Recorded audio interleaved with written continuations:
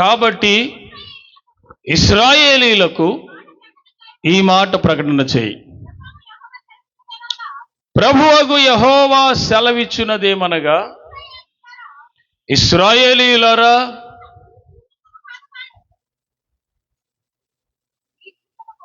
మీ నిమిత్తము కాదు గాని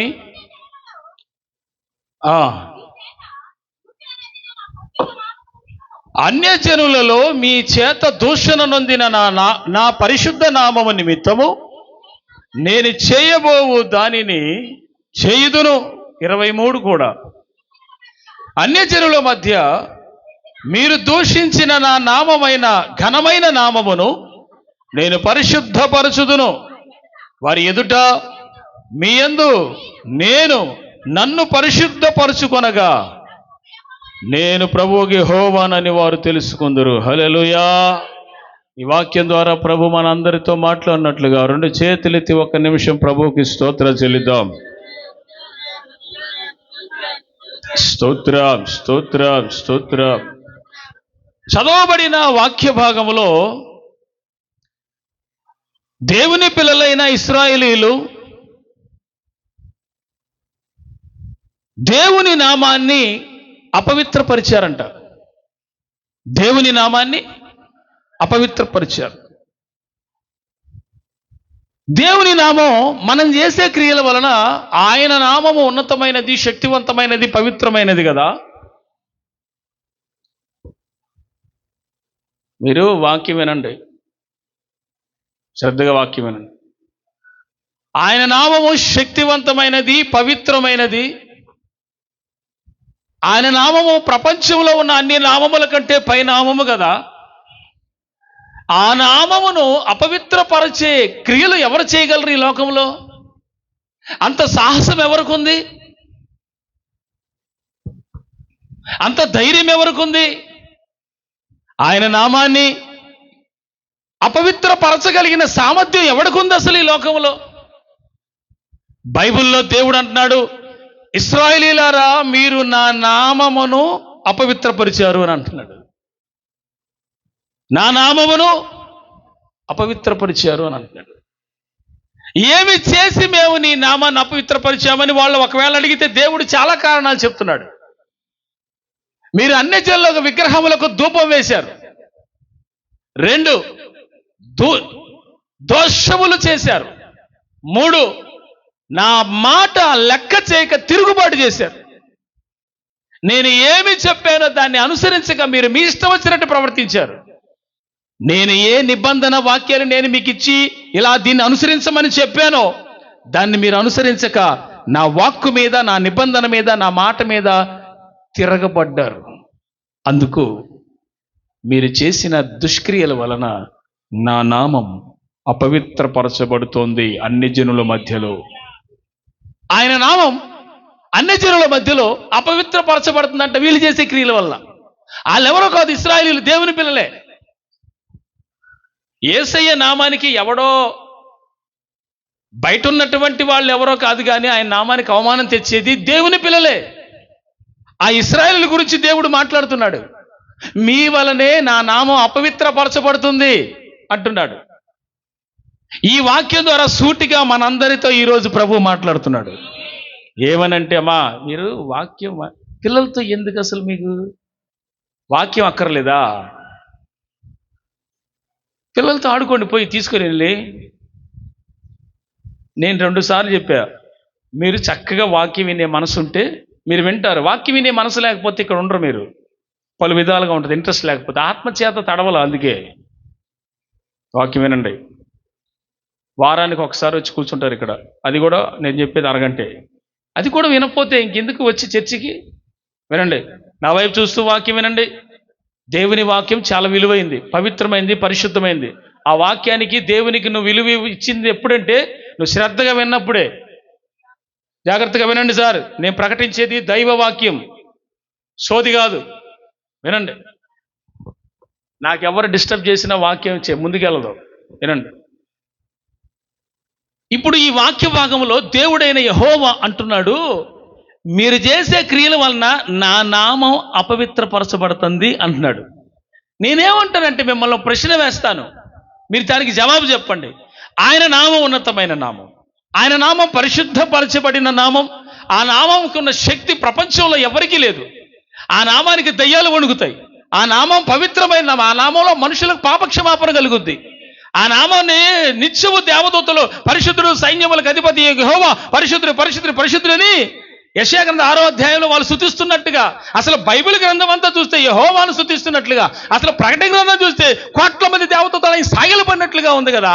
అంత పవిత్రమైన నామాన్ని ఈ మనుషుల వలన ఆయన నామం అపవిత్రపరచబడుతుందా అనే ప్రశ్న మిమ్మల్ని వేస్తున్నాను నేను. నిజంగా అపవిత్రపరచబడుతుందా? మనం చేయగలమా? అంత సాహసం ఉందా మనకి? ఎవరు దేవుని పిల్లలని, ఎవరు నా పిల్లలని దేవుడు అనుకోని వారికి స్వాతంత్రం ఇచ్చి, రక్షణ ఇచ్చి, నిబంధన ఇచ్చి, రక్తం పెట్టి, ప్రాణం పెట్టి, రక్తాన్ని కార్చి ప్రాణం పెట్టి, సిలువలో త్యాగమైపోయి, యాగమైపోయి, బలియాగమైపోయి, సమస్త బలహీనతలన్నీ జయించి పోరాడి, పాపంతో పోరాటంలో రక్తము కారునంతగా పోరాడమని మనకు చెప్పాడు కదా. మనకి చెప్పిన దేవుడు ఈ లోకములో ఆయన పాపరహితుడు, కానీ ఆయనైతే సమస్తమును జయించిన వాడుగా ఉన్నాడు కదా. అంత పరిశుద్ధమైన నామాన్ని ఈ లోకంలో మనం అపవిత్రపరచగలమా? కానీ దేవుడు అంటున్నాడు, మీ వలన నా నామము అపవిత్రపరచబడుతుంది అంటున్నాడు, అన్యజనుల మధ్యలో అంటున్నాడు. ఈ మాట గత రాత్రి నేను ధ్యానం చేస్తున్నప్పుడు, అంత పవిత్రమైన నామాన్ని అపవిత్రపరుస్తారా అంటే ఎస్, ఎవరో కాదు, క్రీస్తునందు రక్తంలో కడుగబడిన వారే, బాప్తిసం పొందిన వారే, యేసు నామంలో రక్షణ పొందిన వారే, తమ క్రియలన్నీ బయట చెడ్డవైనందున దానిని బట్టి పరలోకములో దేవుని నామము నీ వలన, నా వలన, మనందరి వలన, ఒకవేళ మనం చెడ్డ క్రియలు చేసే వాళ్ళమైతే, దోషభరితమైన ప్రజలమైతే, మనం మార్చుకోకుండా ఉంటే ఆయన నామం మన వలన అపవిత్రపరచబడుతుంది. ఆమేనేంది? నేనేం చెప్తున్నాను వినండి.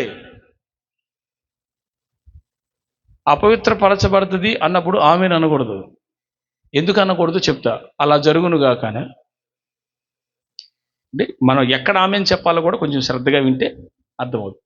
ఏమన్నా కొంచెం జాగ్రత్తగా విని ఎక్కడ ఆమెను చెప్పాలో చెప్పాలి. ఆమెనా? ఓకేనా? Right, okay. దేవుని స్తోత్రం చెప్పండి అందరూ. అందుకే వాక్యాన్ని, యెహోవా గ్రంథమును పరిశీలించి చదువుకోండి ఉంది వాక్యం. చాలా జాగ్రత్త చదువుకోవాలి. ఓకేనా? ఇప్పుడు ప్రభునామం స్తుతించబడుగా కంటే మీరు ఆమెనంటే అద్భుతంగా ఉంటుంది. ఆమెనని చెప్పండి ఇప్పుడు. హల్లెలూయా. రైట్, వినండి. ఇప్పుడు మన క్రియల వలన, నేను చేసే క్రియలైనా మీరు చేసే క్రియలైనా ప్రభువుకి మహిమ తెచ్చే ఉన్నాయంట. ఆమె ఎవరికి? ఆయన నామానికి మహిమ తెచ్చే ఉన్నాయి. అదే నామాన్ని మనం గనక చెడ్డ క్రియలు చేస్తే మన వలన అపవిత్రత ఆయన నామానికి ఆపాదించబడుతుందంట. అందుకే యేసుక్రీస్తు ప్రభువు వారు ప్రార్థన చేయొచ్చు. శిష్యులు అడిగారు, ఇదిగో నాకు ప్రార్థన చేయటం మా అందరికి నేర్పించమంటే, యోహాను తన శిష్యులకు నేర్పినట్లుగా మాకు ప్రార్థన చేయటం నేర్పిమనంటే యేసు ప్రభువు వారు ఏం చెప్పారు తెలుసా? పరలోకమందున్న మా తండ్రి, నీ నామము, మొట్టమొదటిగా నీ నామము పరిశుద్ధపరచబడునుగాక అన్నాడు. ఆమేన్, హల్లెలూయా. ఎస్, ఆయన నామం పరిశుద్ధపరచబడాలి. ఎవరి వల్ల? మనకు అద్భుతమైన కార్యాలు జరిగినప్పుడల్లా, మనం సాక్ష్యం చెప్పినప్పుడల్లా, మనం స్తుతించినప్పుడల్లా, మన సాక్ష్యం బాగున్నప్పుడల్లా, మన బయట ప్రభువుకి మహిమ తెచ్చే కార్యాలు చేసినప్పుడల్లా ఆయన నామం మహిమపరచబడుతుంది. అదే మనం గనక చెడ్డ కార్యాలు చేస్తే, యేసయ్య నామం ఎంత విలువైందో, అమూల్యమైందో, ఆ నామానికి అపవిత్రత మనమే ఆపాదించినట్టు అవుద్ది. అన్ని జనులను చూడండి, విగ్రహారాధన చేసేవాళ్ళు చూడండి, దేవుడి విషయంలో ఎంత జాగ్రత్తగా ఉంటారో తెలుసా? మన దేవుడు అంటేనే మనకి లెక్కలేదు, ఓ టైం మెయింటెనెన్స్ లేదు, ఓ పద్ధతి లేదు, ఓ ప్రార్థన చేద్దామని ఆశ లేదు, ఉపవాసం ఉండి కన్నీరు గారుద్దామని ఆశ లేదు. ఒక అన్ని జనుడు చూడండి, గుడికి వెళ్ళేటప్పుడు కానీ వాడు భక్తితో, శ్రద్ధ భక్తితో భక్తి చేస్తాడు. మీరు గమనించండి. మొట్టమొదటి దేవాలయం బయట చెప్పులు ఇప్పుతాడు, భక్తిగా అన్ని తీసుకొని వెళ్ళి వాళ్ళు ఏం చేయాలో చేస్తారు. వాడు దేవుడా కాదా అనేది పక్కన పెడదాం. వాడు నిజానికి దేవుని కాలి వాటి మీద వాళ్ళు లక్ష్యం ఉంచారు, అంత భక్తి చేస్తున్నారు. నిజదేవుడికి ఎంత భక్తి చేయాలి? ఈ వింటున్నారా మీరు వాక్యం? మరి స్పందించరే, ఎక్కడ స్పందించాలో తెలియట్లేదే. నిజానికి దేవుని కాని వాటికి వారు నిజంగా దాసులై అంత భక్తి ఉన్నప్పుడు నిజదేవుడైన దేవునికి మనం ఎంత భక్తి చెయ్యాలి? ఆయన అసలు ఇంకెంత మహిమపరచబడాలి మన వల్ల? ఆయన నామాన్ని ఎంత ఘనపరచాలి? అంటే మనలో చాలా మార్పులు రావాలి. మన ద్వారా దేవుని నామానికి మహిమ రావాలంటే, ఆయన నామానికి ఘనత రావాలంటే మనలో మార్పులు రావాలి. నిజంగా మార్చుకోవాలి. ఆయన నామం ఈ లోకములో ఉన్న ఎంతమంది దేవుళ్ళైనా ఉన్నాయి, ఎంతమంది మనుషులైనా ఉన్నాయి, ఎంతమంది గొప్ప గొప్ప వాళ్ళ పేర్లైనా ఉన్నాయి, అన్ని నామముల కంటే, ఎఫెసీ పత్రికలో ఉంటుంది, అన్ని నామముల కంటే ఆయన నామం పైనామం అంట. Hallelujah. The most high name, the most high God, the most high God, the most high name.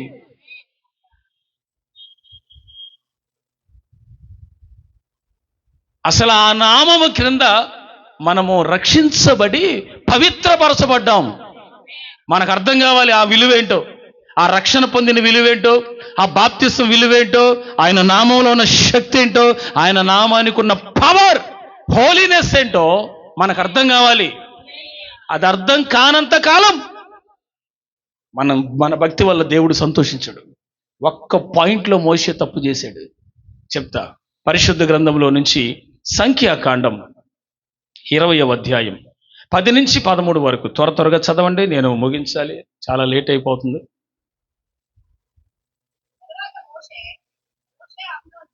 ఈ సంఘంలో అమ్మా ఒక గంట సేపు మాకు వాక్యం కావాలయ్యా అని అడిగేవాళ్ళు లేరు, ఆశ కలిగిన వాడు లేరు. మాకు వాక్యం చాలట్లేదు, మాకు పెందలాడి కావాలి, వాక్యం ఎక్కువసేపు కావాలనేవాళ్ళు. ఇదివరకు ఆ ఆశ కలిగిన వాళ్ళు కూడా సలారిపోయారు. ఎందుకో చెప్పాలనిపించింది. చదువు తల్లి, దేవుని స్తోత్రం. ఒక బాటిల్లో వాటర్ కూడా పెట్టలేదు ఇవాళ, మరి మేము కూడా తెచ్చుకోలేదు. ఇగొద్దులే, చదవండి, డిస్టర్బెన్స్ అవ్వకండి, చదవండి.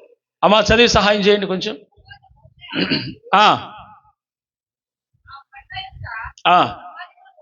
మాయ్ కూర్చోమని చెప్పా. మళ్ళీ చదువు తల్లి, గట్టిగా చదువు.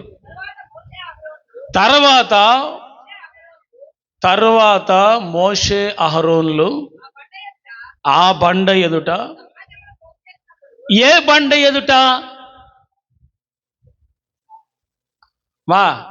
వినండి, ఏ బండ ఎదుటో చెప్తా గాని, ఆ బండ ఎదుట మోషే అహరోన్లు దేవుని పిల్లలైన 30 లక్షల మంది ఇశ్రాయేలుని పోగు చేశారట. రండి అన్నారంట. హల్లెలూయా. అంతకుముందే వాటర్ లేదని శనిగారు, చాలా చోట్ల శనిగారు, వాటర్ లేదని. ఇది ఒక పాయింట్ అన్నమాట. నీళ్లు లేవని శనిగారు.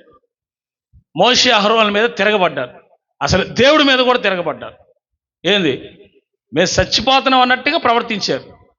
ఆ టైంలో ఏం జరిగిందంటే, మోషేతో చెప్తాడు, నువ్వు వెళ్ళి బండతో మాట్లాడు అని అంటాడు. చెప్పండి ఏంటండి?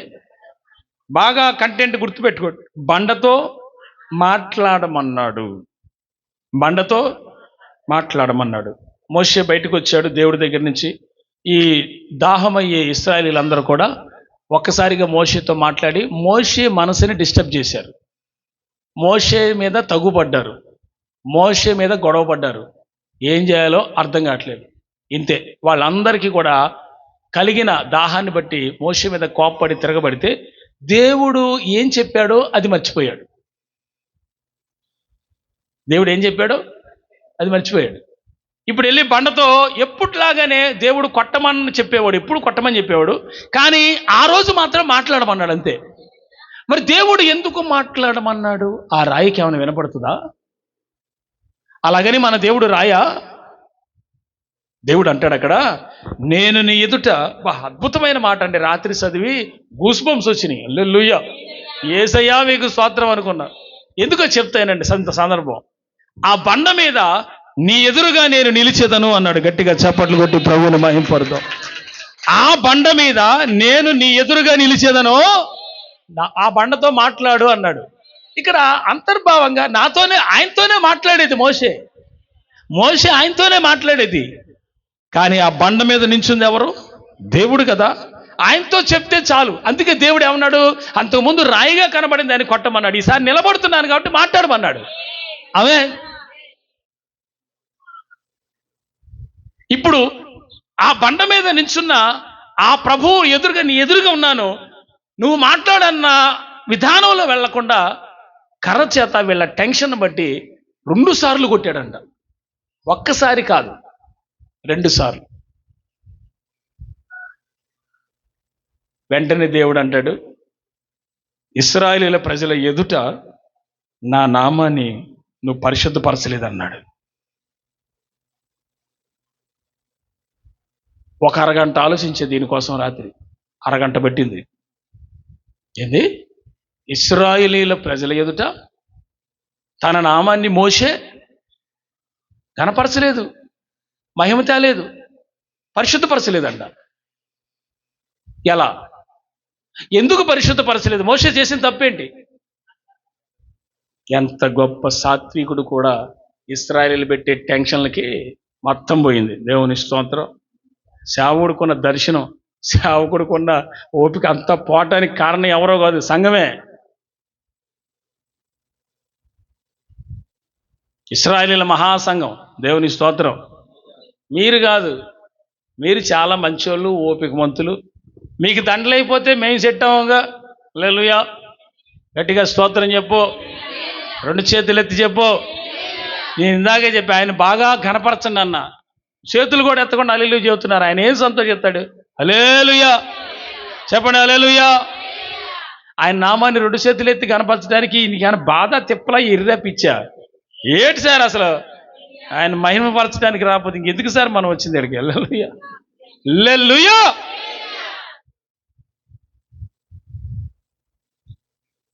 ఏందిరా, ఏడే ఉండవా? మరి ఏంది ఏకీపించవేంది?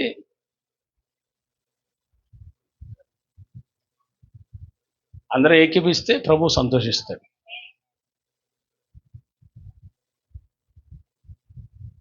ఇక్కడ మీరు గమనించండి, ఈ వాక్యంలో నేను బండ మీ ఎదురుగా నేను నిలుస్తాను, మోషే ఆ బండతో మాట్లాడు అన్నాడు.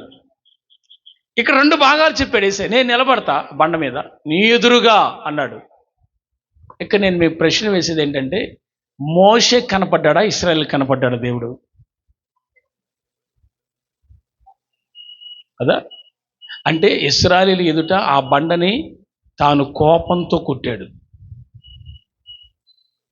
దేవుడు ఏంటంటే మాట్లాడమంటే కొట్టాడు అన్నాడు కాబట్టి, ఈ ప్రజల ఎదుట నువ్వు నన్ను మహిమపరచలేదు అంటే దేవునికి మహిమ మన తొందరపాటు వల్ల పోద్ది. ఆమెను అంటలేదుగా, అలా జరగాల. అందుకే నేను ఇందాకైనా ఎలా ఎప్పుడు ఆమెను అనాలో తెలుసుకొని అనాలని. నేను అన్నాగా నువ్వు అంటవా అంటే బుర్రలేదా? అంటే దేనికి చెప్పాలో కూడా తెలియకపోతే ఎట్లా? ఆయన నామాన్ని, నా నామాన్ని నువ్వు పరిశుద్ధపరచలా అన్నాడు దేవుడు. అక్కడ నాకు కనిపించింది ఏంటంటే, అరే ఏంటి మోషే ఆ మాట్లాడమంటే కొట్టాడు, అది ఆయన నామానికి ఆ మహిమ తేలేదా, పరిశుద్ధపరచలేదా, ఏంటిది అని ఆలోచిస్తే నిజమే. మాట్లాడమంటే కొట్టాడు కనుక ఆయన నామాన్ని తన జనుల పట్ల ఈయనే పరిశుద్ధపరచలేదు, ఘనపరచలేదని దేవుడు మోషేకి కనాను దేశాన్ని ఇవ్వాల.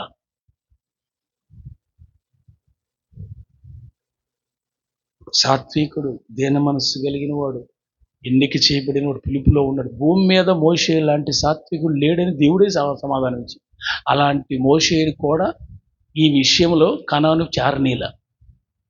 ఒక్క విషయం మీరు ఆలోచించండి, ఈ చిన్న దానికే కనాను చారనీలేని దేవుడు మహాపరిశుద్ధుడు కదా. ఎన్ని ఘోరమైన కార్యాలు చేస్తున్నాం మనం, మన క్రియలన్నీ కరెక్ట్గా ఉన్నాయా? దేవుడు ఒప్పుకుంటాడా మనల్ని అసలు? మరి ఎందుకు వచ్చాం? ఈ విషయం చెప్పనా, ఆయన సహించడు కానీ ఆయన, బాగా బాగా వినాలి మీరు, యేసు రక్తం అనేది మన మీద ఉండటాన్ని బట్టి తండ్రి అని దేవుడు మనల్ని కనికరిస్తున్నాడు. ఆయన అడ్డుపడుతుంది, ఆయన రక్తం, యేసు రక్తం అడ్డుపడబట్టే తండ్రి అయిన దేవుడు కంట్రోల్లో ఉన్నాడు. ఆయన సంగతి మీకు తెలీదు, మహా అగ్ని స్వరూపుడు ఆయన. అలాగని దీర్ఘశాంతుడు కాదండి, దీర్ఘశాంతుడే. ఇంత కూడా రవ్వంతైనా పాపాన్ని ఇశ్రాయేలీయులు సహించలేని వాడు.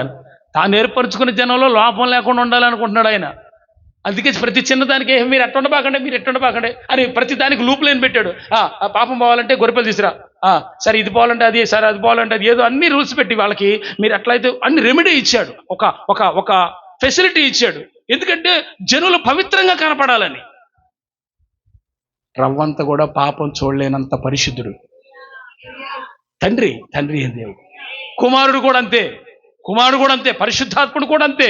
కానీ కుమారుడు ఎందుకు ఈ లోకానికి వచ్చారంటే, దూరం అయిపోయిన మనల్ని, మహిమను కోల్పోయిన మనల్ని తండ్రి తన ఎత్తుకు తీసుకురమ్మని కుమారుని పెట్టి నలగొట్టి కుమారుణ్ణి మనకి ఆ రక్తంతో ప్రోక్షణ కలుగు చేసి పరిశుద్ధపరిచి ఆయన నామాన్ని ఘనపరుచుకుంటున్నాడు.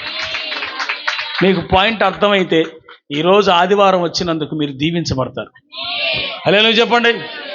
కాబట్టి ఆయన నామాన్ని మోషే అంతటి వాడే సాత్వికుడే టెన్షన్స్ వల్ల, గొడవ వల్ల, చికాకు పెట్టడం వల్ల ఆయన నామాన్ని అపవిత్రపరిచాడు, పరిశుద్ధపరచల. ఈరోజు వాక్యాన్ని వింటున్న మనం ఎన్నిసార్లు యేసయ్య నామాన్ని అపవిత్రపరుస్తున్నాం? మన క్రియల వల్ల, మన ఆలోచనల వల్ల, మన తలంపుల వల్ల, మన దోషాల వల్ల, చెడ్డ మాటలు పలుకుట వల్ల. నీకు ఒకటి గుర్తు రావాలి, నువ్వు చెడ్డ మాట పలికినప్పుడల్లా, చెడ్డ కార్యం చేసినప్పుడల్లా, ఒకవేళ సాతాను ప్రేరేపణ పాపంలో పడిపోయినా ఆయన నామం అపవిత్రపరచబడుతుంది. ఆయన నామం అపవిత్రపరచబడిందంటే మన క్రియల వల్లే. అది జరగకూడదు. ఆయన నామం మహింపరచబడాలి మన వల్ల. అందుకే యేసుప్రభువు వారు ప్రార్థనలో చెప్పిన మాట, నీ నామము పరిశుద్ధపరచబడును గాక. అంటే మన క్రియల వల్ల, మనం ఇచ్చే సాక్ష్యం వల్ల, మనం జీవించే పరిశుద్ధ జీవితం వల్ల ఆయనకి మహిమ వస్తుంది. ఏ టు జెడ్ మహిమ మన ద్వారా దేవునికి రావాలి. అందుకోసం దేవుడు మనల్ని ఏర్పరచుకున్నాడు. అందుకే దేవుడు అంటే పరిశుద్ధ జనం అన్నాడు. మరి మనం ఎట్లా జీవిస్తున్నాం? ఆయనేమో పరిశుద్ధ జనం అని పేరు పెట్టాడు. రాజులైన యాజక సమూహం అంటాడు ఆయన. మరి దానికి తగినట్లుగా ఉంటున్నామా? నేనేమంటానంటే, ప్రపంచంలోకెల్లా హైయెస్ట్ నేమ్, అన్ని నామాల కంటే పైనామం ఆ యేసయ్య నామములో పాప క్షమాపణ కలిగింది. అవర్ సిన్స్ ఆర్ మన ప్రతి పాపము క్షమించబడింది. ఎంత హైనామం అండి అసలు, అది ఎంత పవిత్రమైన నామం అండి. మనము నేను ఒక చెప్తాను, ఈ రోజు నుంచి మీరు ఏ చెడ్డ కార్యము ద్వారా ప్రభునామం అపవిత్రం చేయకూడదు, చెయ్యరాదు. ఈ విషయాన్ని సంఘాల్లో ప్రకటించడం చాలా ఇంపార్టెంట్. దీని అంతా సైడ్ ట్రాక్ పెట్టి మెయిన్ ట్రాక్ ఏం తీసుకొచ్చారంటే బ్లెస్సింగ్, స్వస్థతలు, హీలింగ్స్ తీసుకొచ్చారు. నేనేమంటానంటే, ముందు ఆయన నామాన్ని మహిమపరచు నీ క్రియల ద్వారా. హల్లెలూయా. తర్వాత మీరు ఆ మాట చదవండి, 12 చదవండి. 12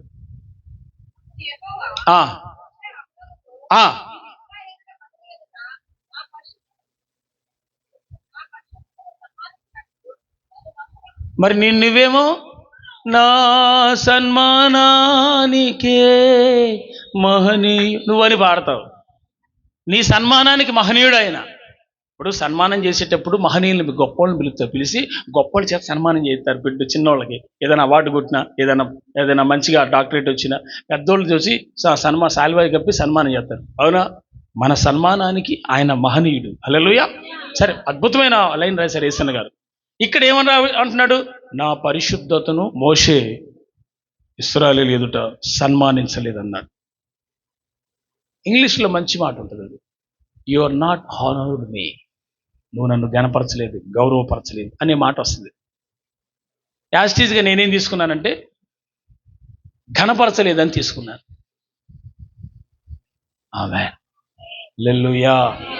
మీకు అర్థమవుతుంది అనుకుంటారు. కాబట్టి ఆయన నామం ఎంత శక్తివంతమైందో మీకు అర్థమైతే, మన ద్వారా ఆయన నామం అపవిత్రపరచబడకూడదు. అది ఎప్పుడు మహిమపరచబడుతుండాలి. ఆమేన్ అని చెప్పండి. హల్లెలూయా. అపోస్తలుల కార్యముల గ్రంథము 4వ అధ్యాయం 10, 11, 12. Acts acts chapter 4 verse 10, 11, 12.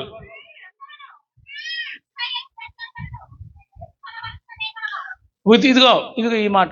ఇందాక అన్ని జనులైనటువంటి ఇశ్రాయేలీయులు దేవుని నామాన్ని మాయంపరచలా, అవునా? అన్ని జనుల మధ్యలో ఇశ్రాయేలీయులు దేవుని నామాన్ని దూషించారు, అపవిత్రపరిచారు, నా నామాన్ని ఘనపరచలా అన్నాడు దేవుడు, అవునా? ఆ పాయింట్ అలా పెట్టండి. తర్వాత ఇప్పుడు చదవండి, ఈ ఇశ్రాయేలీయుల గురించి పేతురు గారు ఏమంటున్నారు చదవండి.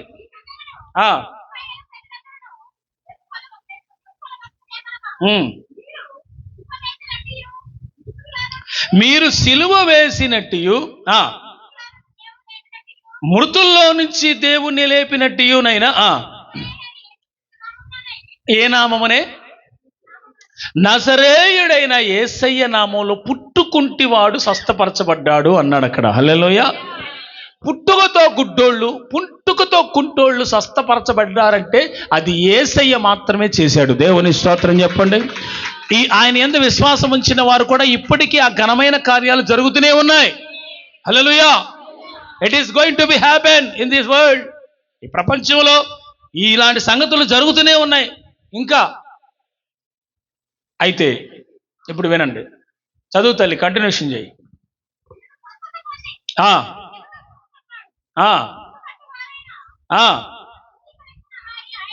ఇల్లు కట్టువారైన మీరు తృణీకరించిన రాయి అంటే మీరు యేసు ప్రభువుని తృణీకరించారు. ఇల్లు కట్టువారైన సంగతి తర్వాత డిస్కషన్ చేద్దాం ప్రభు చిత్తం. అయితే మీరు దేవుణ్ణి తృణీకరించారు, మీరు తృణీకరించిన రాయి ఆయనే అన్నాడు. రాయి అన్నాడు అక్కడ. హల్లెలూయా.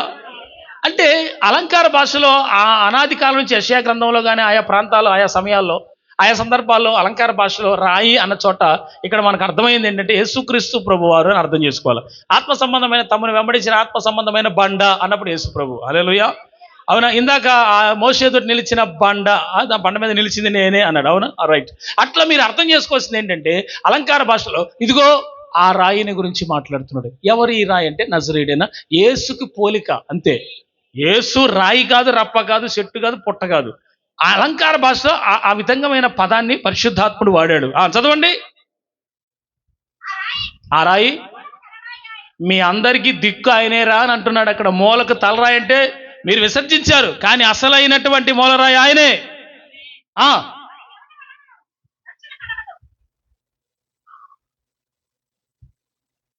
కంట్రోల్లో తీసుకోవాలి,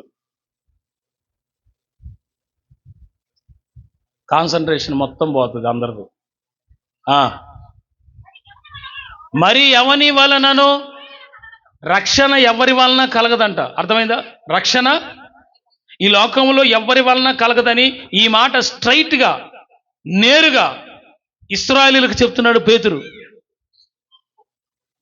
ఎవరి వలన రక్షణ కలగదు. ఇప్పుడు చదవండి, హై నయము గురించి రాయబడి ఉంది అక్కడ. ఈ నామమునే మనము రక్షణ అనేది పొందాలి, కానీ ఆకాశము క్రింద మనుషులలో ఇయ్యబడిన మరి ఏ నామమున రక్షణ పొందలేమో.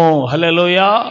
అంటే ప్రజలందరికీ ఆకాశము క్రింద ఉన్న పేర్లన్నీ ఎందుకు పనికిరావు, కానీ ప్రజలందరి రక్షణ మాత్రము ఎవరి నామంలో పొందితే చెల్లుద్ది అంటే యేసు నామంలో.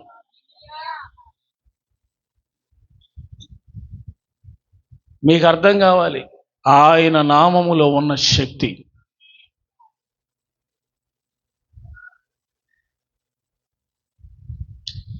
మొన్న అంటే బాగా డిప్రెషన్లో ఉన్నప్పుడు, ఏదైనా సమస్యలో నాకు ఉంటాయి కదా, ఆ టైంలో నేనేం చేస్తానంటే కూర్చొని వాక్యం చదివేటప్పుడు భాషలతో మాట్లాడుతూ ఉంటాను. అలా నా జీవితంలో అలాంటి సందర్భం అంటే చికాకు, టెన్షన్లు, లేకపోతే ఏది కలిగినప్పుడు ఆ టైంలో భాషలతో మాట్లాడతాను. అప్పుడు ఏమవుతుందో తెలుసా? వెంటనే ఆన్ ది స్పాట్ విడుదల కలుగుద్ది. అంత పవర్ ఉంది టంగ్స్కి. అది నా జీవితంలో, అది ఇప్పటికీ కూడా ఆ భాషలతో మాట్లాడి ప్రభువును స్తుతించడం వలన వెంటనే రిలీఫ్ అయిపోతాం, వాటి నుంచి విడుదల పొందుతాం. ఇప్పుడు నేనేం చెప్తున్నానంటే ఆ నామములో విడుదల, ఆ నామములో భాషలు, ఆ నామములో రక్షణ, ఆ నామములో ఫలము, ఆ నామములో పరిశుద్ధత, ఇవన్నీ ఆ యేసు నామములోనే ఉన్నాయి. ఎవరి నామంలో? యేసు నామంలోనే ఉన్నాయి. చదవండి.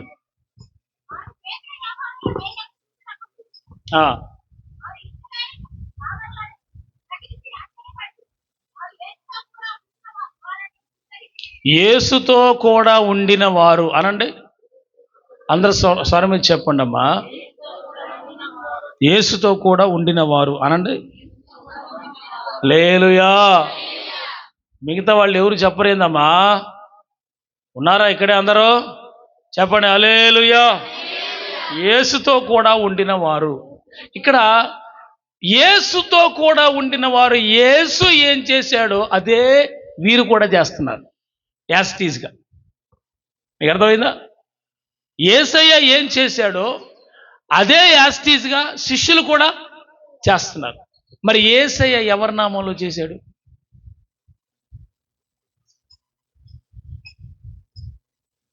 ఆయనే విశ్వానికి కర్త, ఆయనే సమస్తం సృజించిన వాడు, ఆయనే నిర్మాణకుడు, ఆయనే ఆది సంభూతుడు కదా. ఇంకా ఆయనకి పైన ఎవరు ఉన్నారు అంటానికి? నేను అన్నాను అనుకో, నీ ఆలోచన ఏమైంది? ఆయనకి పైన ఎవరు లేరండి, ఇంకా ఆయనే ఆజ్ఞాపించాడంటవే. దేవుని స్తోత్రం. మీరు మరి అన్నాను, మీరు ఆలోచన ఉండాలి. ఆయన ఇంకెవరి నామూలు ఆజ్ఞాపించాల్సిన అవసరం లేదు. ఇప్పుడు అబ్రహాముతో దేవుడు మాట్లాడుతూ, నా తోడు నిన్ను ఆశీర్వదిస్తాను అనే ఒట్టు పెట్టుకుని ఆశీర్వదించాడు అబ్రహాముని. ఎందుకు ఆయన తోడు అన్నాడు అనంటే, ఆయనకు పైన ఎవరూ లేరంటే ఇంకా ఆయన తోడు పెట్టడానికి. ఈయనే ఉంది హైయెస్ట్. హల్లెలూయా. ఈయనే హైయెస్ట్ కనుక సరే నా తోడు నిన్ను ఆశీర్వదిస్తాను పో అన్నాడు. హల్లెలూయా. అంటే ఆయనకి పైవాడు ఎవరు ఇంకా లేరు. కాబట్టి అబ్రహాముని ఆశీర్వదించేటప్పుడు ఎన్నుకొని పిలిచి వాగ్దానాలు ఇచ్చి నెరవేరుస్తానన్నప్పుడు ఆయన తోడనే ప్రమాణం చేసుకున్నాడు. ఈ మాట చదివినప్పుడు నాకు భలే ఆశ్చర్యం అనిపిస్తుంది. అవును, ఆయనకి పైన ఎవరు లేరు, ఇంకా ఆయన క్రింద ఉన్న వాళ్ళే అందరూ. దేవుని స్తోత్రం చెప్పండి. సృష్టి అంతా కూడా, విశ్వం అంతా కూడా తండ్రి కుమార పరిశుద్ధాత్మ నామములోనే సృష్టించబడింది. యేసు ప్రభు వారు ఇదంతా చేశాడు. ఇదంతా తండ్రి ద్వారా యేసయ్య చేశాడు. ఆయన నామం ఉచ్చరించి ఆయన నామాన్ని సాగిలపడి ఆరాధిస్తుంది ఎవరో తెలుసా? 24 పెద్దలు. చదవండి ఆ మాట, అద్భుతమైన మాట. అసలు పరలోకం మొత్తం యేసు ప్రభుకి ఆరాధన చేసేస్తుంటే. హల్లెలూయా.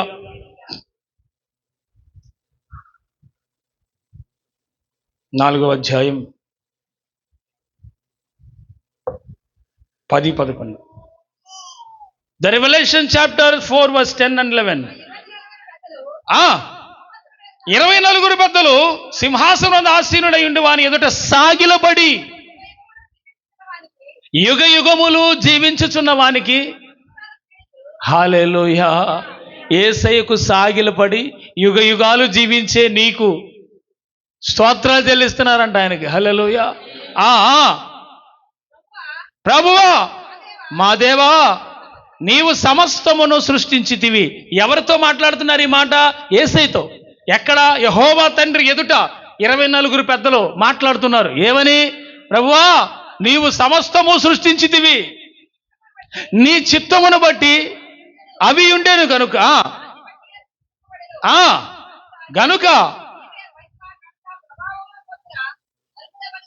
మహిమ ఘనత ప్రభావములు పొందనర్హుడవని చెప్పుచు తమ కిరీటాలు సింహాసనం ఎదుటేశారంట. హల్లెలూయా చెప్పండి.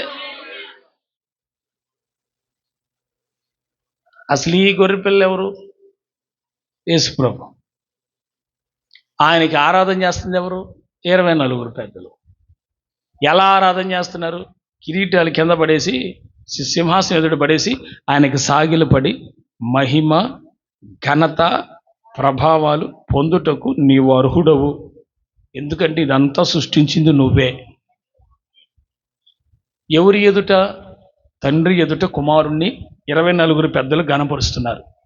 ఎవరి పెద్దలు? పరలోకంలో సింహాసనం, యెహోవా తండ్రి సింహాసనం చుట్టూ అర్ధచంద్రాకారంలో కుర్చీలు వేసుకుని కూర్చున్నోళ్ళు పెద్దల సభది. దేవుడు ఆలోచన సభ అంటారు దాన్ని, యోబు గ్రంథంలో ఉంటుంది. ఆ ఆలోచన సభలో దేవుడు వారితో ఆలోచన చేసి ఏదైనా చేస్తాడు.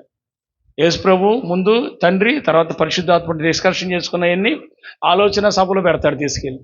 ఇది చేయాలి అయ్యా, నువ్వు చెయ్యి అయ్యా. దేవుడికి రూలు రెగ్యులేషన్స్ ఉన్నాయి సార్. ఒక ఆఫీస్ రూమ్ కూడా ఉంది ఆయనకి. హల్లెలూయా. ఈయన ఒక్కడే డిసైడ్ చేసేది అయినా, అల్టిమేట్ మొత్తం గోల్ అంతా డిసైడ్ చేసే సైన్ అంతా ఈయన అయినా ఇలా అంటున్నాను అంటాడు, మరి సభలో పెడతాడు. అయ్యా నీ చిత్తమే ప్రభువా, నువ్వు ఎట్ట వింటే అట్టగే. ఓ పద్ధతి. ప్రియులారా, ఇంత పరిశుద్ధమైన నామానికి దేవదూతలు ఆరాధిస్తున్నారు, పెద్దలు ఆరాధిస్తున్నారు. పరలోకమంతా సాగిల పడుతుంది యేసుక్రీస్తు ప్రభువుకి. పరలోకమంతా సాగిల పడుతుంది యేసు ప్రభువుకి. ఇంత గొప్ప నామాన్ని మన క్రియలు చెడ్డవైతే ఆయన నామానికి మనమే అపవిత్రత చేకూరుస్తున్నాం, పరిశుద్ధపరచట్ల మనం. అందుకే ఈ రోజు నుంచి ఏం చేయాలా? అమ్మో, అది ఏదైనా పొరపాటు మాట మాట్లాడినప్పుడు, ఏదైనా చెడ్డ క్రియ, అమ్మో నేను ఇది చేస్తే ఆయన నామం అపవిత్రపరచబడుతుంది, నా ద్వారా ఆయన నామం అపవిత్రపరచబడకూడదు, నా ద్వారా ఆయన నామం మహిమపరచబడాలి అనే అనే కాన్షియస్ అనే ఒకలాంటి ఆలోచన దృక్పథంతో నువ్వు బ్రతకాలి. అసలు అది కూడా ఆయనకి ఇవ్వలేవా? ఆయనకు నువ్వు అది కూడా ఇవ్వలేవా? నీకోసం ప్రాణం పెట్టిన దేవునికి ఆ మాత్రం చేయలేవా? ఆయన నీకోసం ప్రాణం పెట్టాడు కదా, నువ్వు ఆయన నామ మహిమ కోసం ఏం చేయలేవా?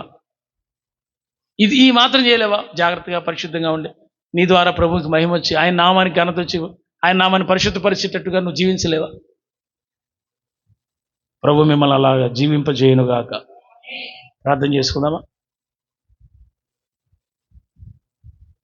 Thank you Jesus.